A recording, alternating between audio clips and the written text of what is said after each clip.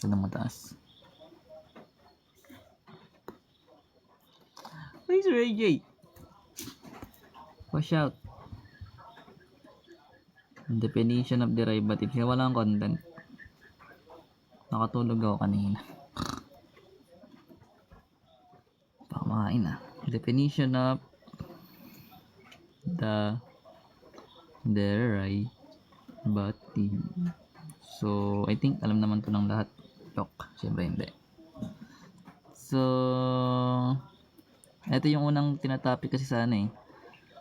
Pag pinapahirapan ka ng teacher mo sa limits, derivative, diba? Pero kung once na alam mo na yung mga rules ng derivative, mentally kaya mo na i-solve. So, ang gagamitin natin is the definition of derivative.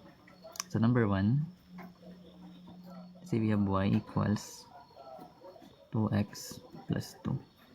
So, mentally na natin yung sagot niyan na kapag dinerive.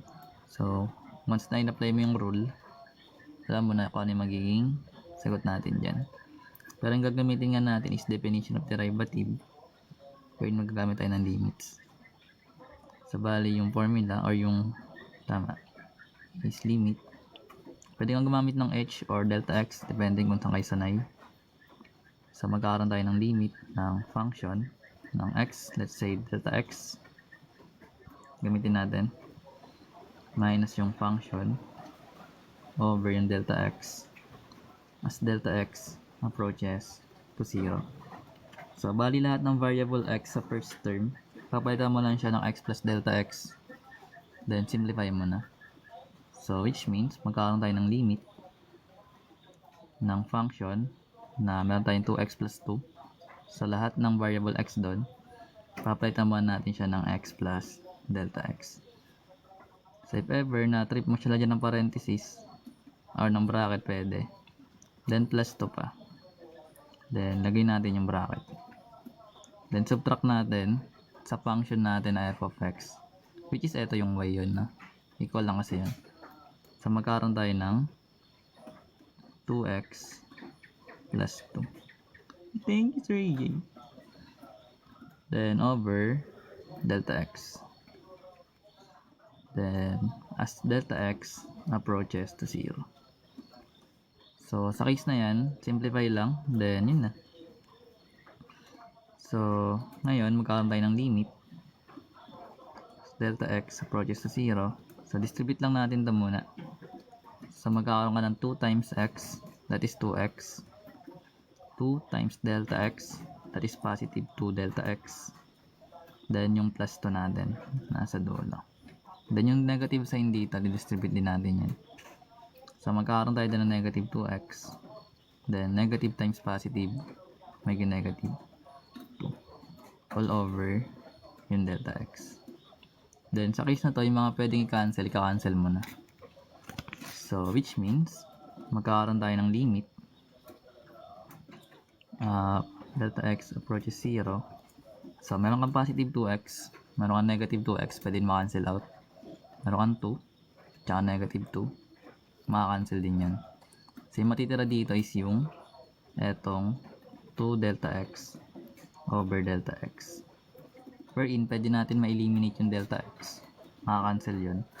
So, yung magiging y prime natin, o yung derivative ng 2x plus 2, which is 2 na lang. Plus c. Joke lang. So, yun yung ginagawa. Number 2.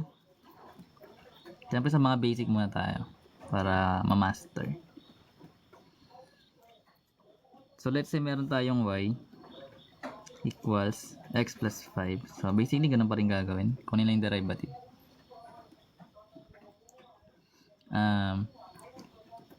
Ito kayang-kaya natin i-derive mentally. Di ba? So, once na alam nga natin yung mga rules ng derivative, madali na lang yan. Pero apply natin tong formula ng limit definition. So, limit ng Actually, kinakopy lang ito para pwede mo siyang gamitan ng h if ever. Kasi minsan hindi ginagamit yung delta x at minsan ginagamit yung h. Thank you, Sir AJ. So, as h approaches to 0. Pero gagamitin mo doon is h na. So, ayan. So, magkaroon tayo ng limit ng function natin which is yung y equals x plus 5. So, papalitan lang natin yung variable x ng x plus h. Pero may plus 5 pa tayo doon. Na-bracket ko lang tsaka parenthesis para maintindihan nyo kung ano yung dinidistribute na or pinapalit ni every. Then minus yung function na x plus 5 over yung h as h approaches to 0. So, una ginamit natin delta x pero pares lang yun sa h. Basta alam mo yung variable na ginagamit. Then simplify na lang. So, magkakaroon tayo ng limit ng h approaches to 0. So, ito x plus h plus 5. So, copy lang natin yun. Then, distribute lang yung negative. So, magiging negative x. Then, negative 5 over yung h natin. So, magkakaroon tayo ng limit as h approaches to 0. So, makakancel yung x kasi opposite sign. Makakancel yung 5 kasi opposite sign. So, matitira is h over h. Wherein, magkakaroon tayo ng y prime which is equals to 1.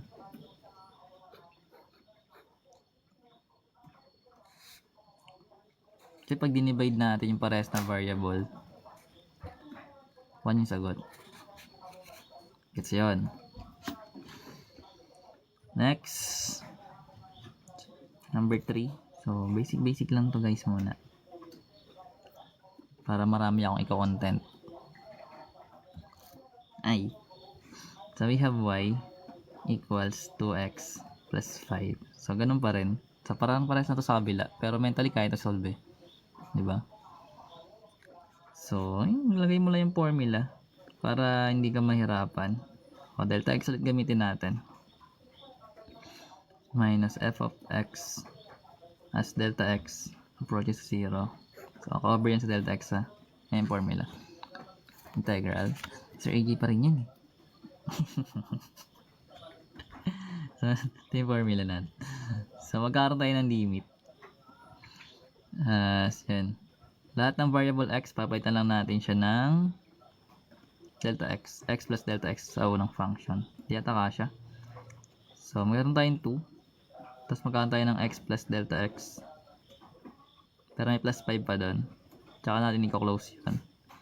Then minus yung function natin na 2x plus 5. Sana i-gets yun over delta x. Then distribute lang natin. Siguro hindi ko na muna isusulat tong limit. Baka hindi kasi magkasya. Sulat ko na nga. Palitin ko na lang. Kinain ko rin sinabi ko yun So distribute lang natin tong 2. So magkakaroon tayo ng 2x plus 2 delta x. Sana gets. Distribute lang naman yun. Then plus 5. Then distribute lang natin yung 2x sa negative. So magpapalit yun ng mga sign. Over delta x. Then, syempre, yung mga pwede may eliminate dyan. So, magkakaroon tayo ng limit ng delta x approaches sa 0. Makakancel yung 2x kasi negative sa kabila. Makakancel yung 5 tsaka negative 5. Matitira is 2 delta x over delta x. Makakancel yung delta x. So, magkakaroon tayo ng y prime which is 2. Wala pang mahirap. Ito medyo mahirap na. Mas hanggang squared lang yung given. Pero anyways, madali lang. Sige, number 4. Ang gets yun Try natin mag-intag na basic. Puro basic lang. Di ba yung nagkasawa sa basics? Bahala yun dyan. So we have y equals 4x squared plus 4. So, apply lang ulit limit, definition of derivatives. So, copy lang yung formula. So, limit f x plus delta x na lang ulit minus f of x where L delta x as delta x approaches to 0. So remember guys, naka-squared to So kailangan mo distribute or gamitan ng square of binomials. At alam natin na alam nyo na yun. So meron tayong limit. Copy lang natin itong nasa gilid. Then lagay ko ng bracket. We have 4 there. So 4 times yung x plus delta x muna. Pero naka-squared yung x natin doon. So squared natin to. Then plus 4. Then close natin yung bracket. Then minus yung function mismo na 4x squared plus 4. So remember guys, lalagyan mo siya lagi ng parenthesis, no? Or bracket. Baka kasi direkta mo siya ng walang bracket. So hindi magbabago yung sign na ito. Over delta x. Marunong ka na. Iba talaga. So delta x approaches to 0. So expand lang natin muna yung itong term na to. So basically, once na may idea ka na sa square of binomials, yun mahirap. Pero if ever na nahihirapan ka sa ganyan, pwede mo yung gamitan ng FOIL method. So mag-multiply ka ng x plus delta x sa x plus delta x ulit. Wherein magkakaroon tayo doon ng x squared plus 2x delta x plus delta x squared. Max naman. Plus yung 4 natin. Then distribute lang natin yung negative sign. So may matitira dong, may makakuha tayo dong negative 4x squared minus 4 all over yung delta x natin. So sa case na to, distribute natin tong 4 sa term na sa loob ng parenthesis. So I think kaya pa naman siguro yun. So copy lang natin to. So magkakaroon tayo doon ng 4 times x squared which is 4x squared plus 8x delta x plus 4 delta x squared. Distribute. Then plus 4. If ever na gusto mo siya i-rewrite, pwede rin. Pero pwede na i-cancel actually. Yung mga pwede. So cancel na natin yung mga pwede i-cancel. So meron tayo ditong 4x squared. Then negative 4x squared. So maka-cancel yun. Maka-cancel din dito yung 4 tsaka negative 4. So yung matitira is yung 8x delta x plus yung 4 delta x squared over delta x. Then sa case na to, syempre meron tayong delta x sa numerator na pwede natin ilabas. So magkakaroon tayo ng limit ng delta x approaches to 0. Factor out lang natin delta x. Or gusto mo ilabas mo yung 4, pwede rin. Kasi factorable naman. Pero pwedeng hindi na. Labas lang natin delta x para makancel sa denominator. So matitira is 8x dito sa first term. Then sa kabila is yung 4 delta x. Kasi isang delta x lang nilabas natin. So all over delta x. So ma-eliminate na to. Matitira na lang is limit ng delta x approaches to 0 ng 8x plus 4 delta x. Where ipa-plug na natin yung 0 sa delta x natin. So which means matitira na lang dito is parang ganito na siya. So magiging 0 to automatic kasi 4 times 0 is 0. So matitira is 8x. Ay magiging y prime natin. Ano siya ginagawa? Do, sabi ko nga, once na alam mo yung rules ng derivatives, matik na yun 8x. Diba? Diba nga ba? Next tayo. Ito naman. Para sakto number 5.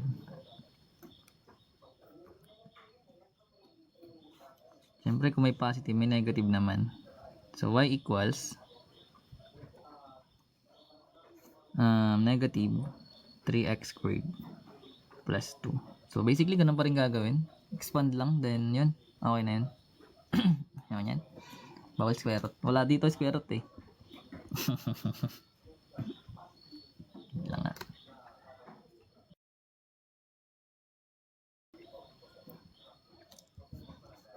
Ang kaya ko lang ginagawa ko. So copy lang ulit natin yung formula. So limit. So let's say naman is f x plus h naman yung gagamitin natin. Para hindi kayo nalilito na bakit ganyan, bakit ganon, bakit delta x, bakit h na. Kasi pares lang yan guys. Minsan kasi ganyan ginagamit ng prof or ng teacher. Anyways, yung concept pares pa rin. So, i-copy lang natin itong nasa left. Then, gawa lang tayo ng bracket. Copy lang natin yung negative 3 muna. Then, lahat ng variable x, papalitan lang natin siya ng x plus h muna. Pero may plus 2 pa doon. So, lagay natin. Pero naka-squared din to, remember. Yung x natin, ginawa natin siyang x plus h. Pero dahil naka-squared yung, kailangan may squared pa rin. Then, yung plus 2, syempre kasama yan. Then, close na natin yan. Then, yung kabila is yung function na f of x mismo na negative 3x squared plus 2 over yung h natin. So, copy lang natin to. Then, expand natin to. O, ito naman expand mo. So, magkakaroon tayo doon ng negative 3. Then, magkakaroon tayo ng x squared plus 2xh plus h squared. Pag in-expand natin itong x plus h na square na. Then, plus 2. Then, distribute natin yung sign dito sa case na to. Magkakaroon tayo ng negative times negative. So, that is positive na. 3x squared. Then, negative times positive 2. May negative 2. All over yung h natin. Then, copy lang ulit natin itong nasa left. Then, distribute natin itong negative 3 sa lahat ng terms. So, magkakaroon tayo dito ng negative 3x squared. Then, negative 3 times 2xh. That is negative 6xh. Then, minus 3h squared. Plus 2. Then, plus 3x squared. Ito yun. Minus yung 2 natin. All over yung h. Then, cancel lang natin yung mga pwede. So, meron tayong negative 3x squared. Meron ditong positive. So, maka-cancel yan. Meron ditong 2. Tsaka negative 2. So, maka-cancel din yan. So, basically, matitira is negative 6xh tsaka negative 3h squared over yung h natin. So, same kanina. Ipa-factor out lang yung h kasi pwede ilabas. So, magkakaroon tayo ng limit as h approaches to 0. Pag nilabas natin yung h, may matitira ditong negative 6x. Then, sa kabila is negative 3h. All over yung h natin. So, maka-cancel yung h. Kasi naka-factor naman yan. So, matitira is limit h approaches to 0 ng negative 6x minus 3h. Then, pa-plug natin yung h as 0. So, matitira is negative 6x minus 3 times 0. Or magkakaroon tayo ng negative 6x. Ito yung magiging y prime. Kasi nga, sa rules ng derivative, power rule lang yan eh. 2 times negative 3 is negative 6. Then, bawasan may exponent ng 1. So, basically, ganun siya ginagawa.